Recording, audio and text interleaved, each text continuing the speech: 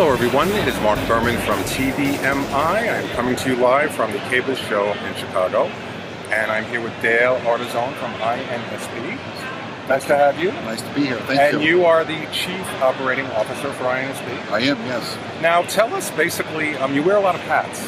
I do. What do you do exactly? Well, I oversee the programming, both original and syndicated, as well as our promotional unit, our creative unit, our affiliate marketing unit, and then legal, distribution, worldwide distribution, our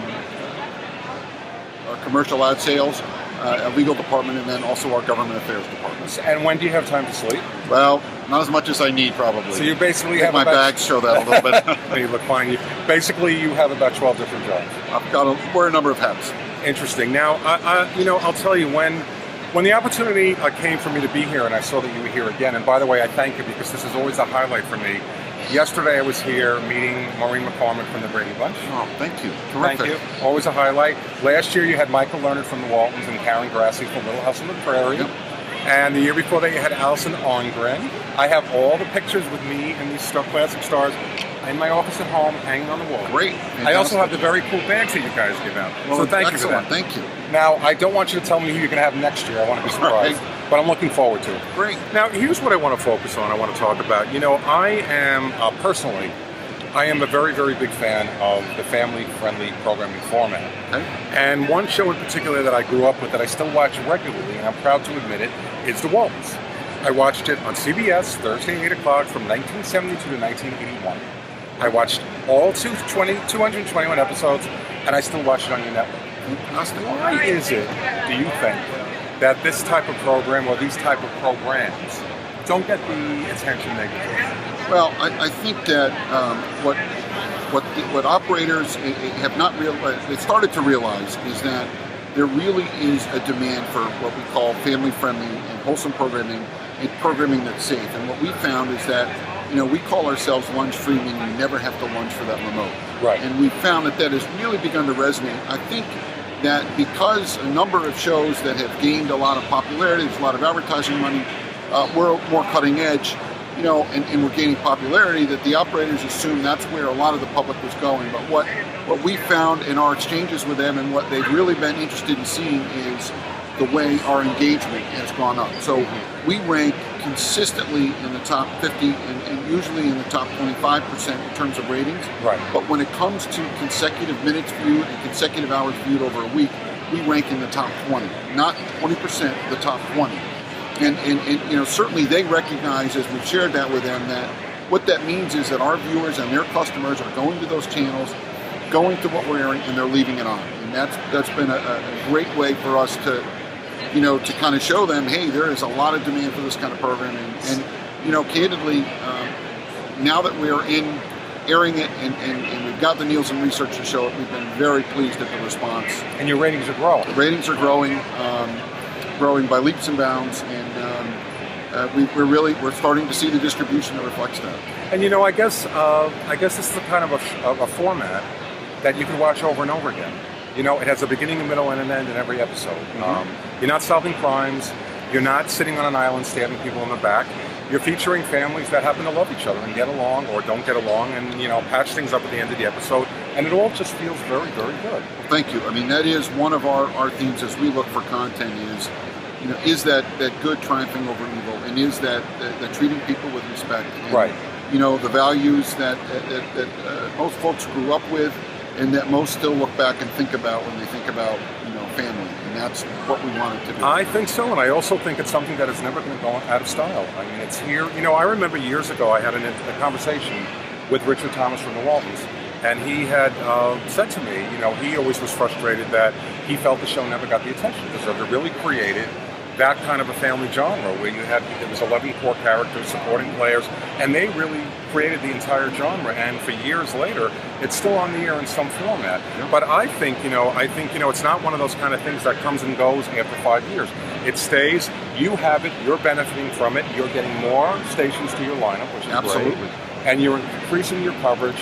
And you have a new show coming up. We do. We have we've got a number of shows in the works, but we've got one that will be released on May 21st. It's called Brush of Honor. Right. And it features fallen service members. And what we have an artist, Phil Taylor, who goes and meets with the families of those service members, learns about them, learns about their personality, often goes back to their comrades in arms, learns a little bit about what they did, and then he tries to capture the spirit of what that soldier had. Right. So maybe it's a twinkle, maybe it's a way they just kind of looked at him. He then goes and paints a portrait. That portrait is treated with the same respect and reverence as the fallen soldiers, fallen service members' bodies when they're transported. And then there's a revealing, a public revealing, where it's given to the family. And very excited about that. It's narrated by Gary Sinise. And we've already received approval from the Parents Television Council and a number of other, pro-family and pro-service organizations who are really excited to see this. And it's a 1 hour weekly? It will be. It's a half an hour show, but we're going to air it 2 originals back to back. And give me the launch date again.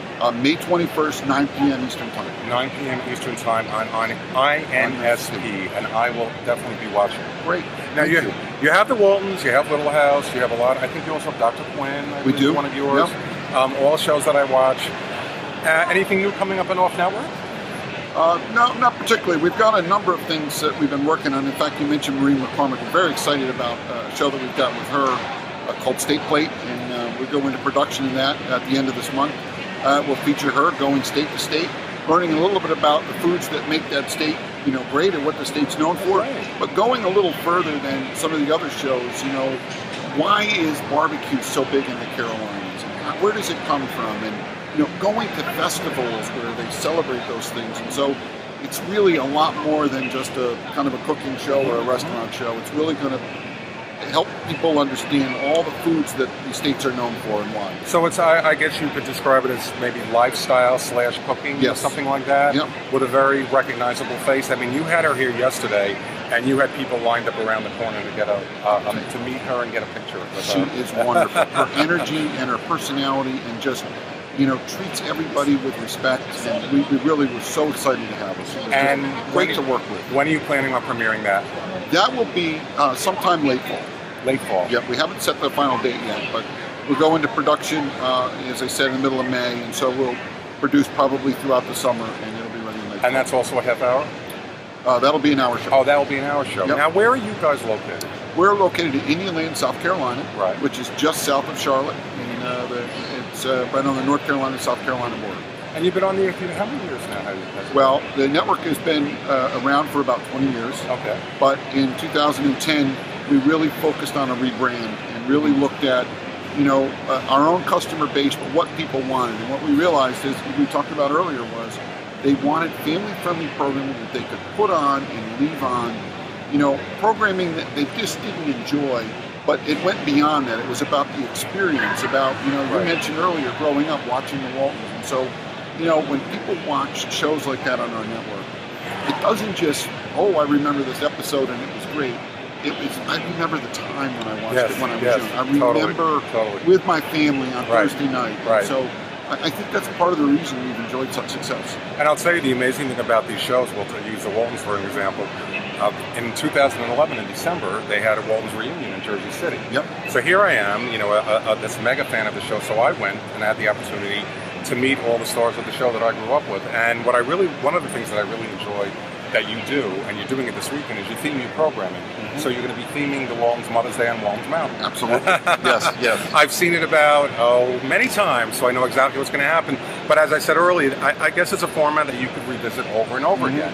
And I truly admire what you folks do. I think it's a very pivotal brand. I think family friendly is right on top of that tier. It's not one of those genres that there's blood and gore, sex and violence. It's just feel good.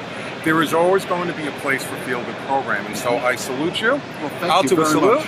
Anybody that runs the Waltons is a friend of mine, and Little House 2, and all these other shows. Well, thank you. So Dale, I thank you very much, and I'm going to keep watching. Terrific. Unfortunately, I don't have a Nielsen people meter. They don't meter me because I'm in the business. So you're not going to count me. But you're one of the places that I feel like I'm welcome. I'm over 50, and there's still a place for me to go where I feel like I'm welcome. Well, that's great. That's what we want. That's the experience we want. So we're pleased to hear that. Well, thank you very much. It was great to talk to you. And I am signing off from the, I guess I'll call it the cable show. I can never get the things right. But we're here in Chicago. I thank you very much, Dale. And I recommend, great talking to you. Watch INSP. You won't be sorry. Thank you very much. Thank you. See you next time.